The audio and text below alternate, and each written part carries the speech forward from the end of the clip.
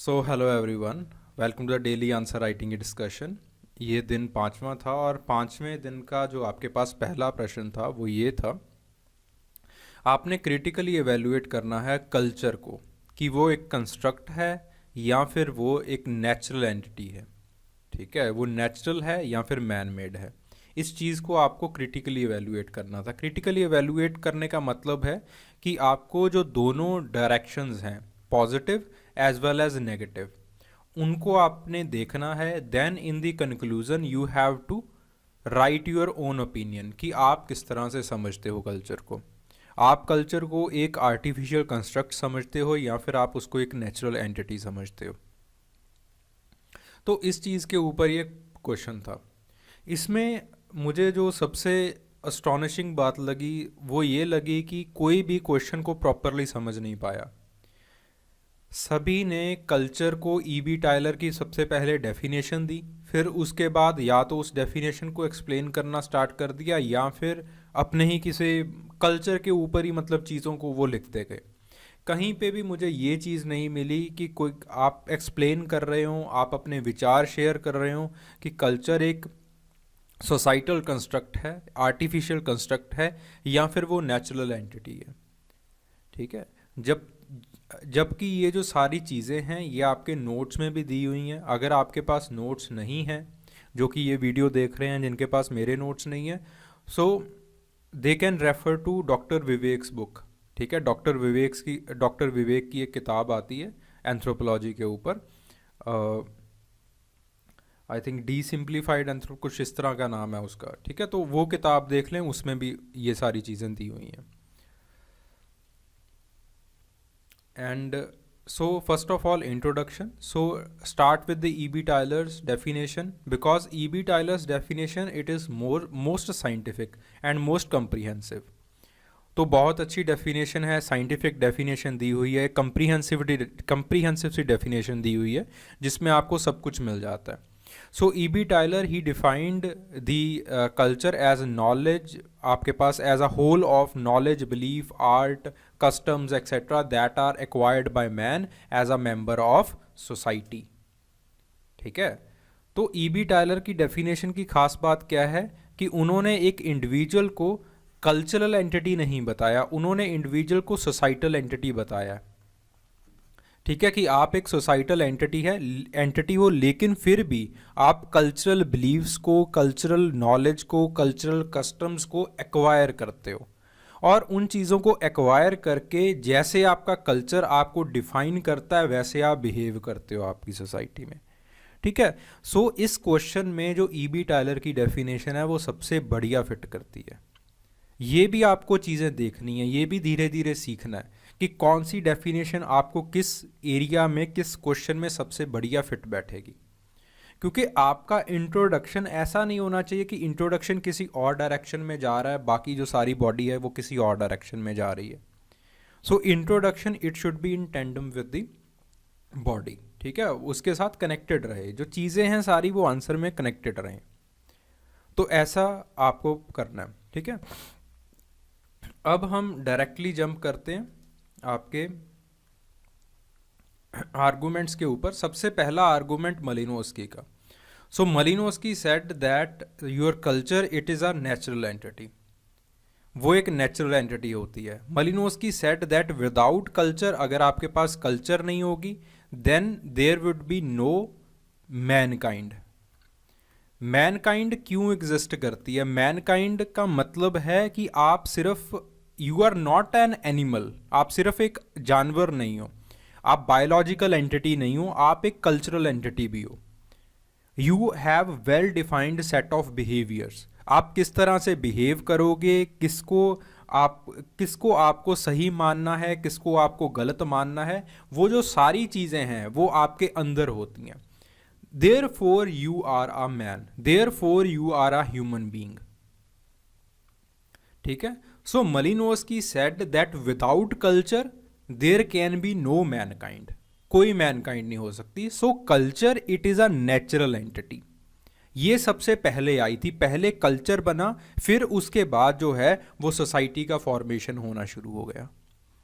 ठीक है, सोसाइटी देखिए, आपके पास बहुत सारे जो नेचुरल साइंटिस्ट हैं उन्होंने भी इसी चीज़ के ऊपर काम किया है। इकट्ठा होने को बहुत सारे जो जानवर हैं वो इकट्ठा हो जाते हैं, इकट्ठा जो शीप्स भी इकट्ठी हो जाती हैं, काउज भी इकट्ठी हो जाती हैं, बकरियां, सब कुछ जो जानवर हैं वो स्केलेबल एंटिटी बन जाते हैं खुद ब खुद। बट उनको बिहेव कैसे करना है एक दूसरे के साथ? अगर चिंपैंजीज को आप एक स्टेडियम में रख दोगे, अगर 100 चिंपैंजीज को मान लीजिए आप 300-400 चिंपैंजीज को आप एक स्टेडियम में बंद कर देते हो, तो वो चिंपैंजीज ये नहीं तय कर पाती हैं कि उनको एक दूसरे के साथ बिहेव कैसे करना है। जब कोई भी जानवर एक स्केलेबल एंटिटी में कन्वर्ट होता है तो उसको ये नहीं पता चलता है कि उसको बिहेव कैसे करना है। बिहेव कैसे करना है वो क्या बताती है? कल्चर।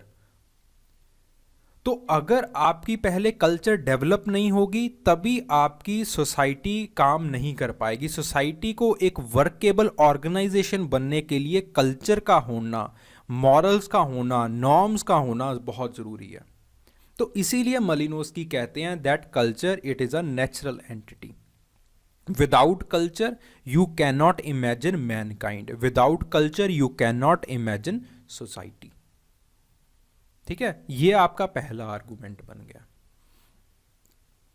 ठीक है, ऑब्वियसली इस चीज़ के साथ आप बहुत सारे, जैसे मैंने चीज़ें डिस्क्राइब की हैं, आप इसको डिस्क्राइब कर सकते हो।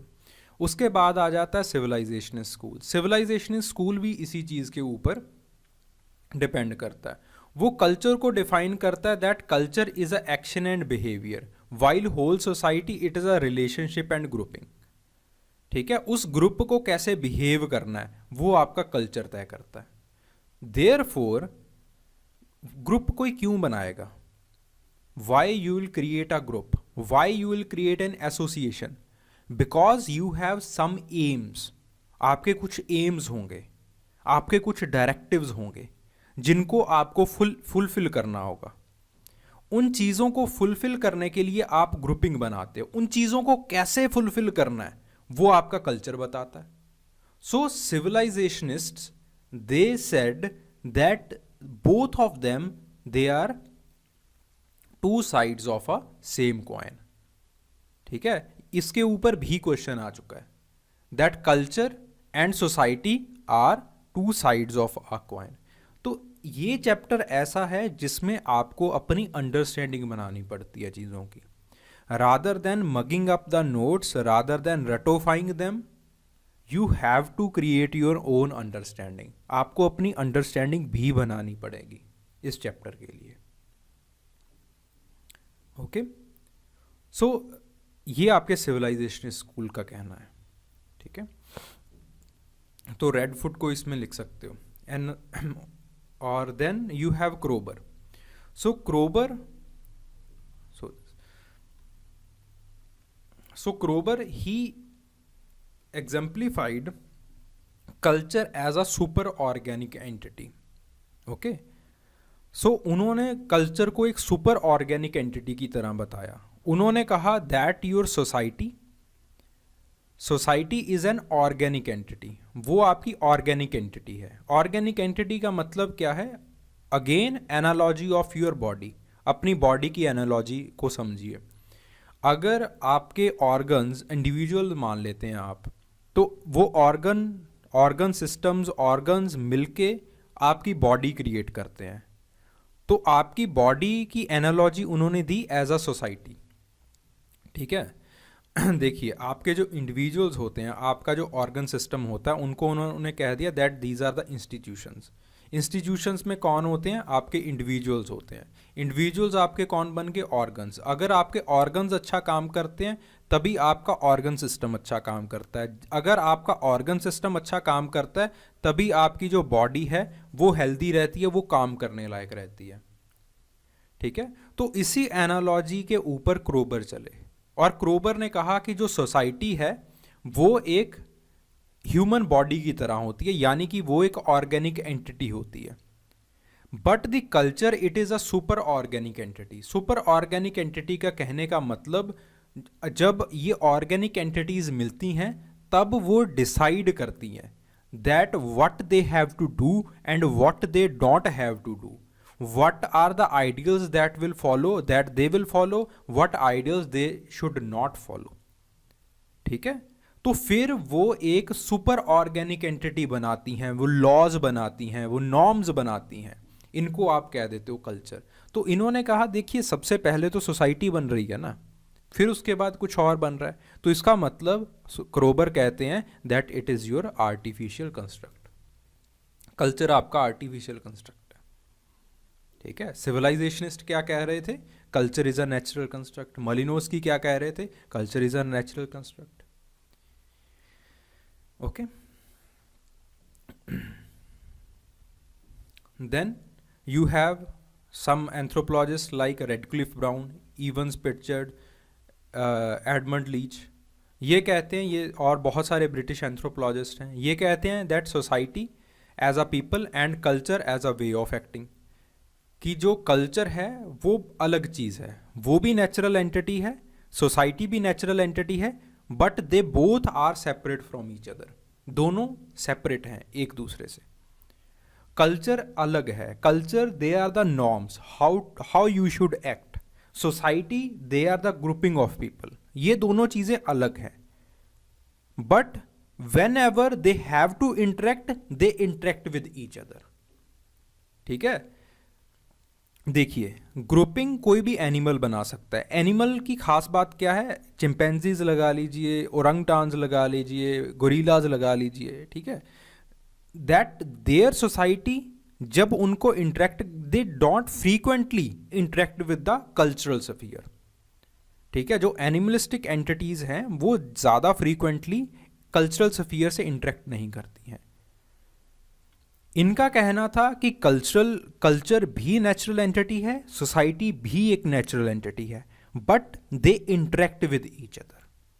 ठीक है, कोई किसके ऊपर नहीं है. जैसे क्रोबर ने कल्चर को ऊपर मान लिया, मलिनोस्की ने कल्चर को सबसे बेस मान लिया. तो इन्होंने कहा कि दोनों अपने अपने बेसिस के ऊपर तय होती हैं, but both of them they interact with each other. दोनों एक दूसरे के साथ इंटरेक्ट करती हैं. ठीक है, this is what Radcliffe Brown, Evans Pritchard, they said that there is a certain social structure, but how to maintain that social structure, another entity called culture, it will interact and maintain that social structure. ठीक है, तो इसी तरह से आप conclude कर सकते हो. ओके, या फिर आपका अगर कोई अलग ओपिनियन है आप उस तरह से कंक्लूड कर सकते हो इसको. मतलब पते की बात क्या है कि क्वेश्चन को समझिए, क्वेश्चन को कैसे इंट्रोड्यूस करना है वो दिमाग में रखिए, कौन कौन सी कंप्रीहेंसिव डेफिनेशंस हैं वो दिमाग में रखिए, कौन कौन से आर्गूमेंट्स कैसे कैसे आपको पेश करने हैं वो अपने दिमाग में रखिए. ठीक है, and in conclusion based upon your body what you have given arguments for, on that terms you have to conclude. उस तरह से आपको कंक्लूड करना है, दैट इज इट. ठीक है, सबसे पहला डिमांड है सिलेबस को समझना, कंसेप्चुअल क्लैरिटी. ठीक है, कंसेप्चुअल क्लैरिटी अपनी लेके आइए.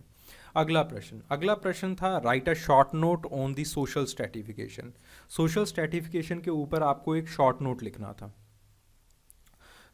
बहुत अच्छा लिखा है सभी ने. ठीक है, सभी ने बहुत बढ़िया किया है, बट एक जो क्रिटिकल पॉइंट है वो सभी भूल गए.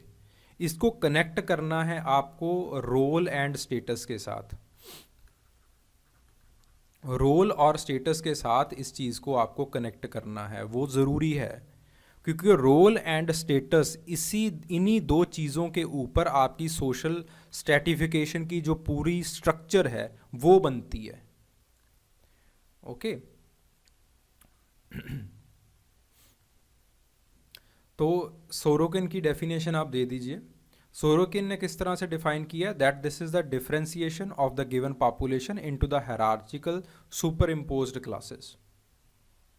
ठीक है, जो सोरोकिन की डेफिनेशन है वो आई थिंक सबसे कंप्रीहेंसिव डेफिनेशन है जो मैंने आज तक जितनी भी डेफिनेशंस देखी हैं सोशल स्ट्रैटिफिकेशन की. सोरोकिन की सबसे बढ़िया और सबसे कंप्रीहेंसिव डेफिनेशन है. And moreover Sorokin said that your social stratification it is a universal phenomena. ये यूनिवर्सल है, ये हर एक सोसाइटी में होती है. There is no society that can be wholly egalitarian.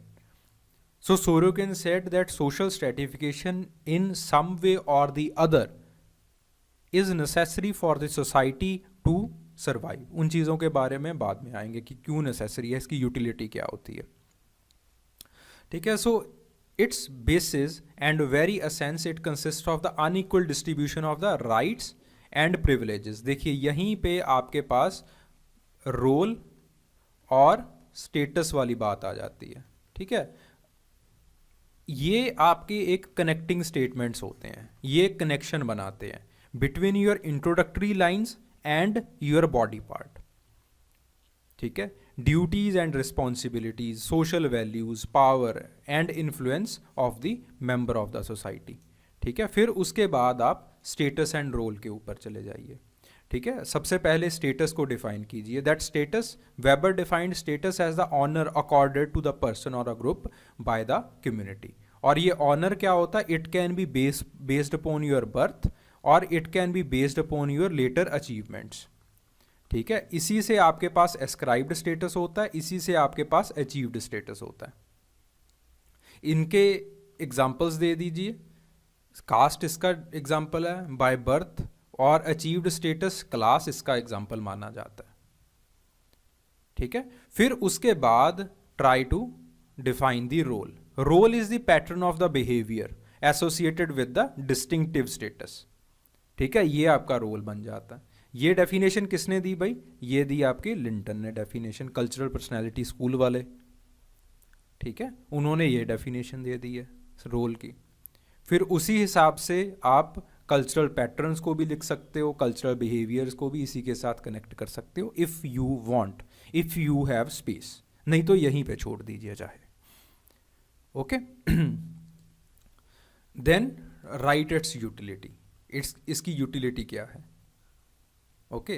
According to Sorokin, society survives on social stratification. सोसाइटी के सर्वाइवल के लिए सोशल स्ट्रेटिफिकेशन इंपॉर्टेंट है, ज़रूरी है. ठीक है. सोशल स्ट्रेटिफिकेशन आपकी एक सोशल स्ट्रक्चर बनाता है. सोशल स्ट्रेटिफिकेशन कल्चर को प्रिजर्व करने में काम करता है, because social stratification most of the time it works on endogamy. ठीक है. तो वो एंडोगेमी के ऊपर काम करता है. तो जो आपके पास कल्चरल पैटर्न्स हैं, कल्चरल बिहेवियर है, कल्चरल नॉर्म्स हैं, इसको प्रिजर्व करने में ये काम करता है. तो इस तरह से इसकी यूटिलिटी लिखिए कि इसकी यूटिलिटी क्या है सोसाइटी में. Then you can conclude by writing that what are the changes that your caste system, your class system etcetera are facing in the wake of globalisation, in the wake of urbanisation, okay, in the wake of industrialisation.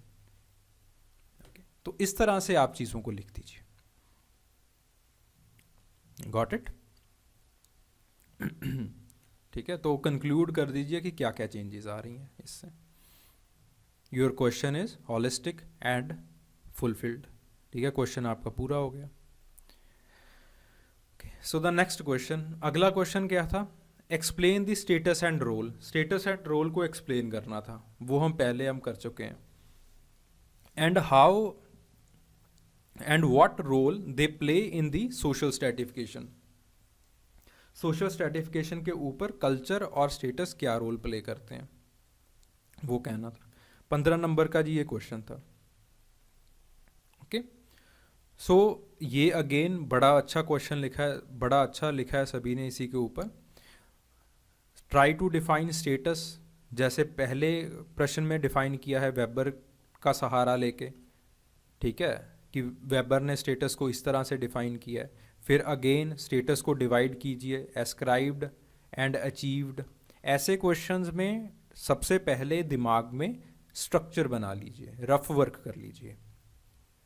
पहल आपको 15 दिन, महीना rough work करने की ज़रूरत पड़ेगी optional में, क्योंकि ऑप्शनल में कई बार बहुत कुछ आप पढ़ लेते हो पर उनको कॉपी पे उतारना कैसे है वो आप भूल जाते हो.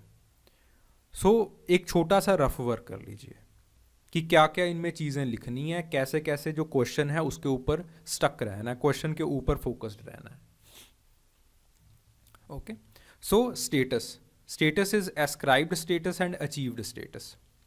Ascribed status, for example, your caste system. Achieved status, for example, your class system. ठीक है, तो इस तरह से आप बता सकते हो दोनों को. ठीक है, आपने बेसिस बता दिए, स्टेटस के बेसिस क्या होते हैं. ओके, देन रोल, रोल को पकड़ लो. ओके, व्हाट इज़ रोल ये बता दो. स्टेटस के साथ रोल का क्या रिलेशनशिप है, दोनों का रिलेशनशिप क्या है स्टेटस और रोल का, ये बता दीजिए कि स्टेटस के हिसाब से ही आपका रोल तय होता है. ओके, और आपका अगर रोल एलिवेट हो जाता है, आपका अगर प्रेस्टीज एलिवेट हो जाता है, उसी के साथ आपका जो स्टेटस है वो भी एलिवेट हो जाता है. ओके, तो इस तरह से बता दीजिए. अगर आप कोई थ्योरी इसके ऊपर लिखना चाहते हैं, that is also most welcomed. You can write the dialectical theory of Marx, वो आप लिख सकते हैं इसमें. It is also most welcomed, क्योंकि dialectical theory it is one of those theories जो कि स्टेटस और रोल को बहुत अच्छे से समझाती हैं, तो वो आप लिख सकते हो. Then the next portion, what role they play in the social stratification. Social stratification में क्या इसका रोल होता है. Okay, so again what is social stratification. Social stratification क्या होता है, they are the superimposed layers. ठीक है, जिसमें क्या है कि एक को सुपीरियर बना देते हैं हम, एक को हम इन्फीरियर बना देते हैं इन द सोसाइटी. ओके, तो इसमें क्या है, सुपीरियरिटी और इन्फीरियरिटी हम किस चीज़ से डिसाइड करते हैं, आपके पास स्टेटस से डिसाइड करते हैं कि कौन, जिसका ज़्यादा स्टेटस है, जिसका ज़्यादा प्रेस्टीज है वो सुपीरियर है, जिसका कम स्टेटस है, कम प्रेस्टीज है, वो इन्फीरियर है. ठीक है, तो वो किससे डिसाइड होता है भाई, कौन है डिसाइसिव फैक्टर, स्टेटस. और स्टेटस का डिसाइसिव फैक्टर कौन है, आपका जो रोल और रिस्पॉन्सिबिलिटी है सोसाइटी में. ओके, वो है.